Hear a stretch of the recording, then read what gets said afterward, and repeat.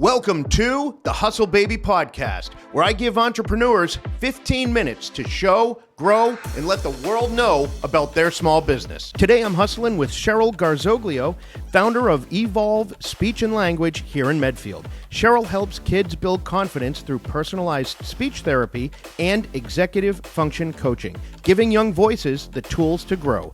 Time to talk about what really matters. All right. Hey, everybody. Today I am with Cheryl Garzoglio. Is that correct? Garzoglio. Very close. It's okay. Oh. And you are with Evolve Speech and Language. Speech and Language. Yeah. All right. See, I need help. And that's why I'm no, here. You're doing great. Those that don't know, why don't you tell us a little bit about yourself and about your business? So my name is Cheryl Garzoglio. I'm a speech-language pathologist. I have been for the last, 19 years. Wow. Okay. Yep. So I live in Medfield, moved here about 3 years ago with my family, and historically worked in schools and across all different disciplines. I did early intervention, preschool, worked for other private practices, and then I've always wanted to have my own practice. So that's kind of how I ended up here in Medfield. And when did you come to Medfield and start all of that? So we moved here in 2022, and I left the schools in 2023. So I started the business that year. I mean, my commute increased. I wanted to spend more time with my son. He was starting school. I really wanted to be able to take him to school, things like that, make my own schedule. But also I just find that there's a need. There's a big need, and we don't have enough SLPs to fill the need. So that was really something I wanted to bring to the community. My wife is a school teacher, and she would agree. We were talking about this the other day.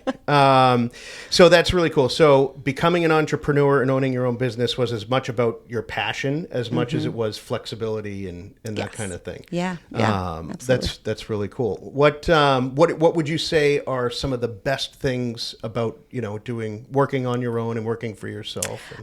So I would say from a family perspective, the flexibility, although, you think you still have hours you have to adhere to. I work with children, so I'm often in the after school hours, but there is flexibility. The families I work with are amazing. So if I need to, I can shift things around. I would say, though, that having left the school systems or, working for somebody else and working for yourself, you can tailor what what I know and what I'm an expert in. I can tailor that to working with children, right? So I don't have the red tape. I don't have people saying, well, you need to teach to this. So that has been huge, just having the freedom to use the knowledge that I have. Right. And also I feel like I just get more quality time with the families and the kids. So the best part is really the relationships I'm able to forge with them. I get a lot of FaceTime with parents. I get a lot of FaceTime with the children. So I think being in private practice has given me that opportunity. So what is sort of like your typical client? What would be your typical client? So I have a few things. It's really it's a funny thing when you go into private practice, and you start talking to other people who are doing the same. It's like, well, what is your niche? And I'm so I would say for me, the thing that I probably am driven towards and have the most experience with is literacy. I do a lot. I'm trained in Orton Gillingham. I should have the certification. I thought I would do it on maternity leave, and I don't know if you heard that babies don't sleep as much as you thought they might prior to having one. So truly, the project never got done.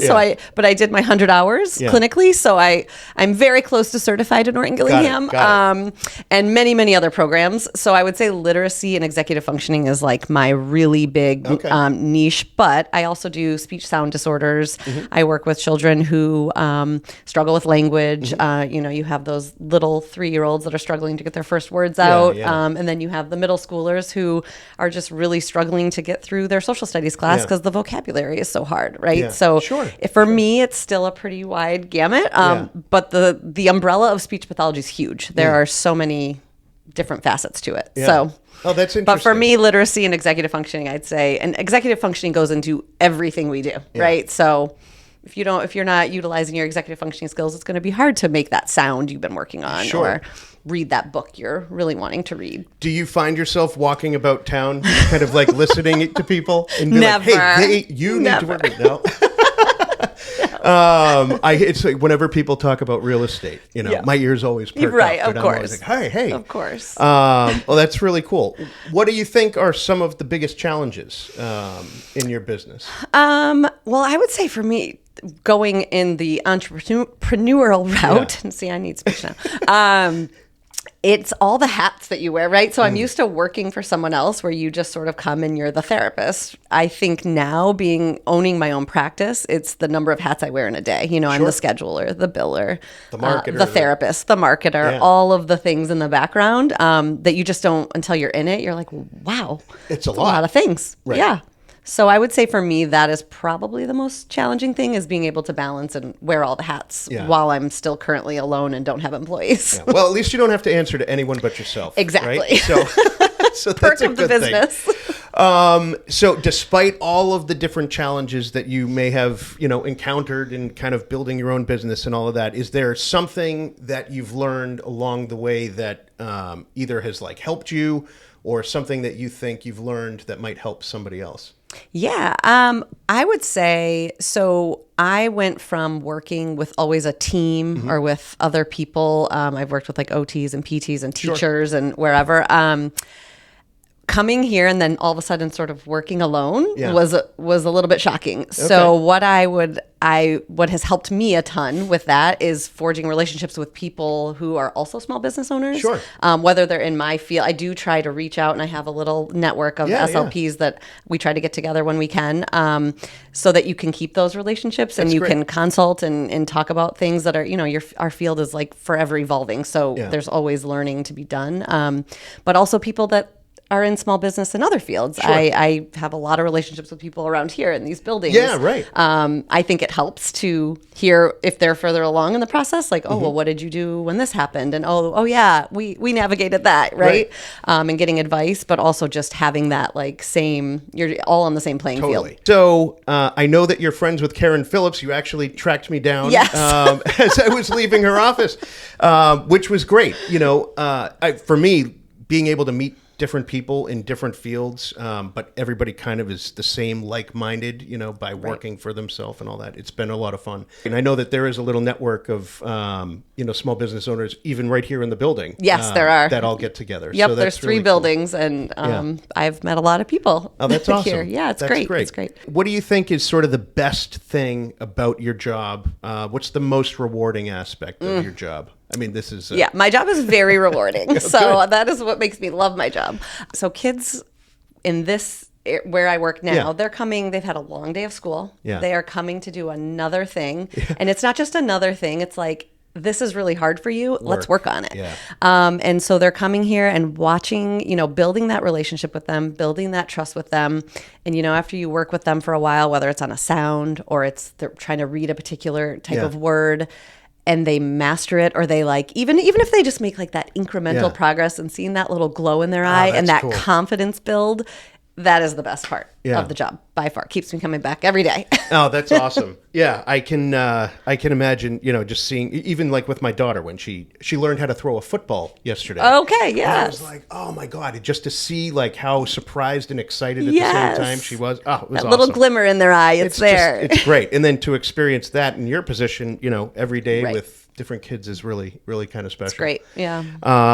Well, I can tell you're a good energy person. When I walked in, super bubbly, obviously, super positive, and I really like, your way and how you do things. Thank you. Any kind of events or? So summer is always, this is my second year, not an event. I know you looked really excited. This is not an event. I'm sorry.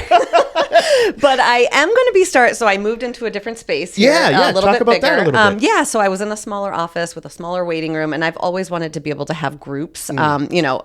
I do a lot of one-on-one therapy now, but having groups can be really helpful for kids that are working on social skills, even sometimes literacy, executive functioning type things. Right. So this summer I'm going to be launching a couple of groups. I'm going to be doing a music group for some of the little kids, language music group with a music teacher I know. Oh, cool. And then I'm thinking of launching some other groups that might more tackle executive functioning. Sure. So for example, I have a little Lego passions group that I think I'll be throwing out in the next week or so for the summer. So trying to build, and I'm always open to people, if anyone has, I do consults for people. Yeah. I'm always happy to to have a discussion and help people figure out what, if their child might need something or not need something. Or if people are like, gosh, I really wish there was a group for this. Yeah. I'm happy to, work with people to try to create those opportunities. Very cool. Yeah. What is the biggest misconception about, the practice and what you do?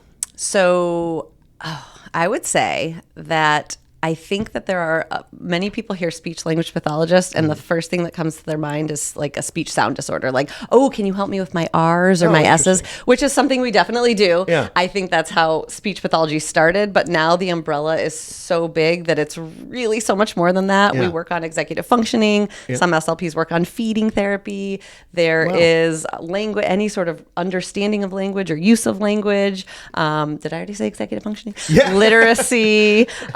Across the board. I mean, there are so many things that SLPs can help with just because of the foundation of what our knowledge and what we were trained in. I think a lot of people probably just don't know all the different things that you can do. Exactly. There's a lot of them. Yeah, I guess.